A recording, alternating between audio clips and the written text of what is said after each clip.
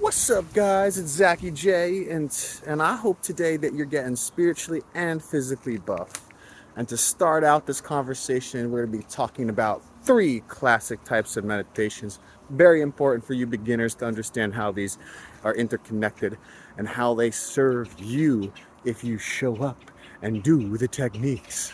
So, without any further ado, let's begin. First type of meditation that is classical in nature, and it's found in many different types of scriptures, many different types of new age technologies as well. It's not just only found in the old texts, but it's being recreated and rebranded. So what is that one? It's spelled Samatha, Samatha, or Samantha. The pronunciation of it, you'll have to learn how to speak Sanskrit to really get that one out there. But yeah, Samatha. What is this one? It's tranquility, sitting in tranquility. And how might one go about sitting in tranquility? Well, that's the test, right? Because can you sit in tranquility? Can you sit calmly by yourself and just chill? There's a lot of people I know that can't even sit just 5 minutes without their phone or a fiddly sticks distraction kind of thing, like fidget spinners or whatever, and they need to be in constant engagement, constantly engaged with a part of either themselves or another person, yet for them to sit silently and let it all unfold. Well, now you're asking for a lot. That tends to be a pretty difficult thing to do. So, how can one go about doing this thing? This calm and tranquil type of meditation? Well, first, hopefully you have a nice, calm, tranquil place to sit. Place without too many distractions. Now, I know a lot of beginners may want to rush to the forests like Buddha did and sit underneath one of these amazing trees. But you might find out that that's a little distracting too. And if you can control for your environment just a little bit, you might just want to try it a bit, you know? And the main point of sitting tranquilly is sitting long enough for you to become tranquil, okay? It's probably not going to be an immediate thing. It's not like if you sit there and you're tranquil, then and calm and already mindful and open and spacious, that you're going to sit down and it's automatic, right? So it might not be an automatic thing. So it's a thing we have to see where we're at, check in with ourselves, and let our nervous system down regulate to the point where we're just like, oh yeah, I'm actually peaceful sitting. And if you get to the point where you can be peacefully sitting, you are ready for deeper meditations. Because that's just the first step, right? To be able to sit down peacefully by yourself. Because now you're creating a baseline for your consciousness and a working frame, right? The working frame is I can sit down by myself, hang out with myself, and become peaceful, open-minded, attentive. Your attention is going up, and it's going up to the point where you can notice your whole system aligning.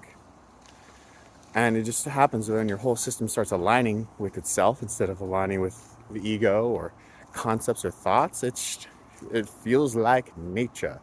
It feels like very natural. You feel very comfortable. So, after you've created this baseline, you can work with the next step. The next step tends to be Anapana. Anapana, another one of these Pali words that sounds interesting. That one, at least I know how to pronounce. What is Anapana? What's up with Anapana? Well, Anapana is a type of breathwork meditation.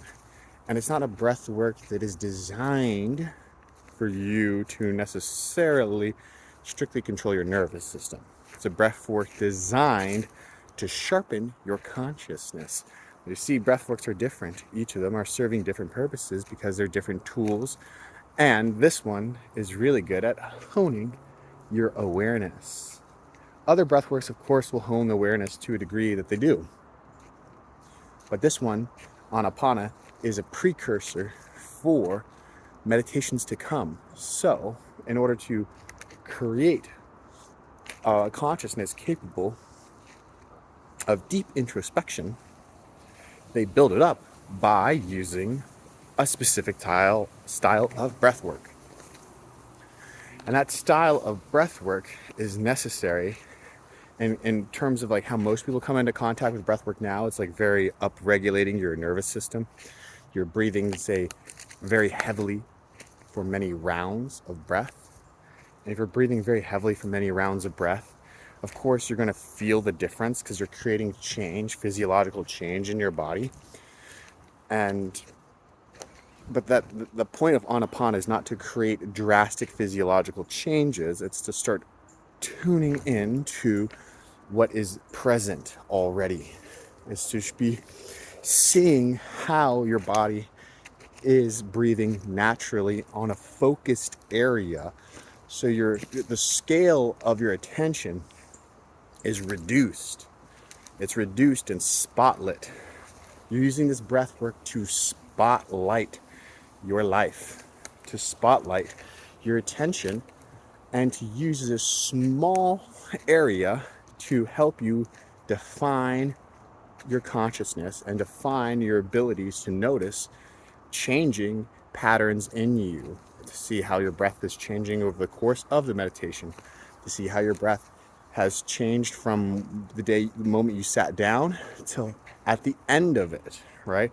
To see how your breath changes when you are struggling with thought patterns that provoke your nervous system activation, right? You're sitting down in a meditation and you might think to yourself, okay, these thoughts have no bearing on my actions, my outer world.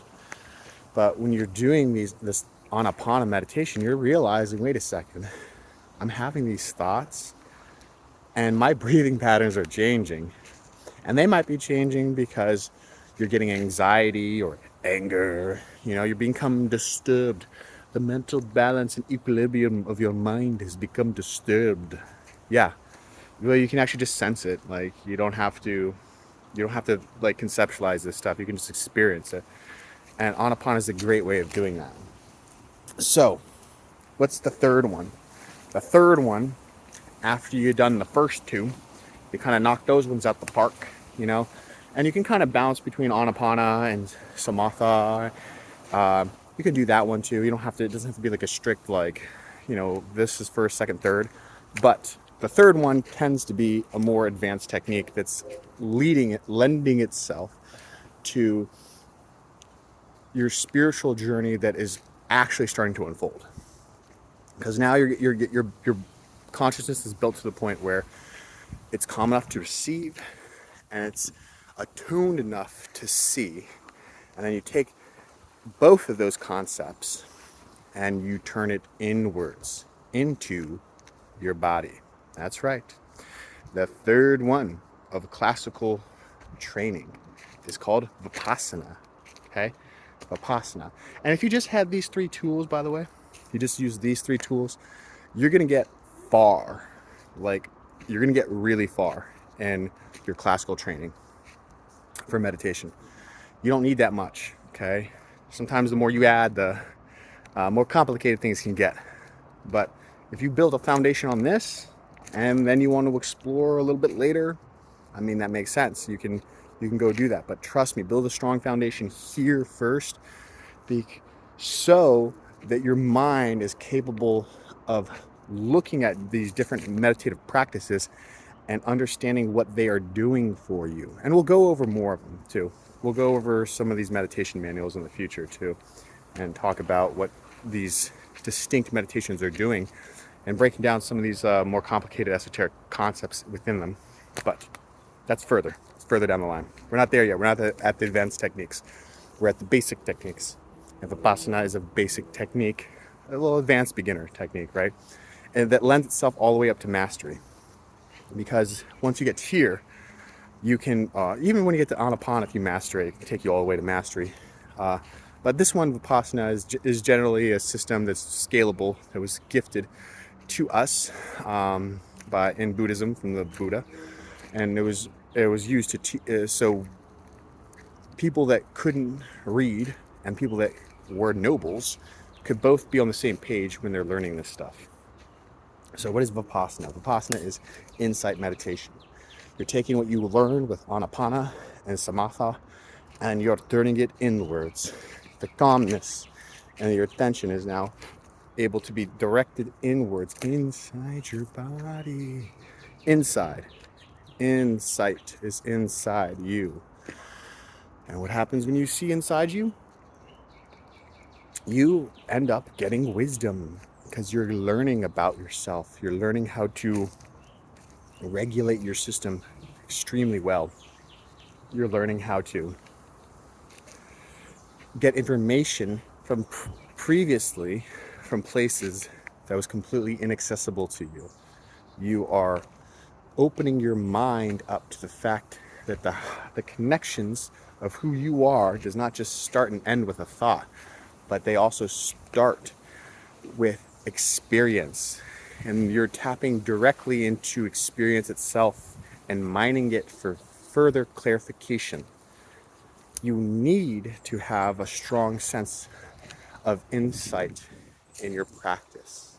If you don't have a strong sense of insight in your practice, if you do all these other advanced techniques, you're probably going to find out that your spirit is not refined enough, or I'm going to use a different word, your imagination is not refined enough for some of these advanced techniques. And you also just might get like suckered into a couple other like frivolous new age techniques that, while they're interesting, they might not. They might be like more or less detours instead of a path that you can trust from the start all the way taking you to the finish.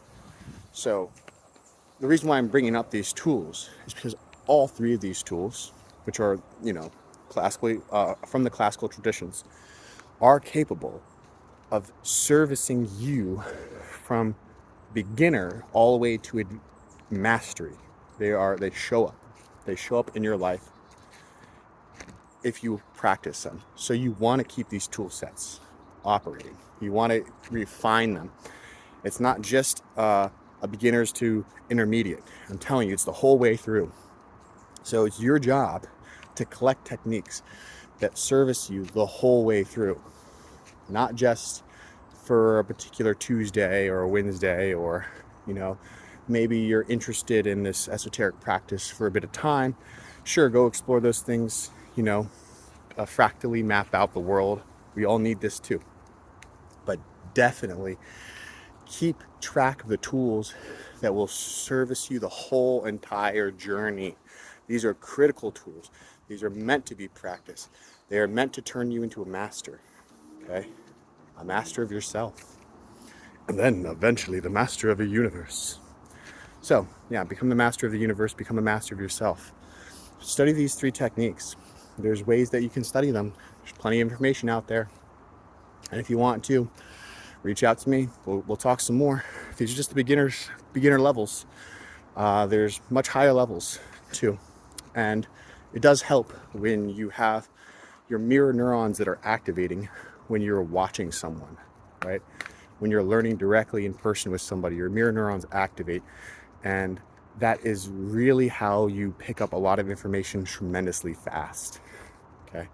I'll make a video on this one too. It's like called a mind seal.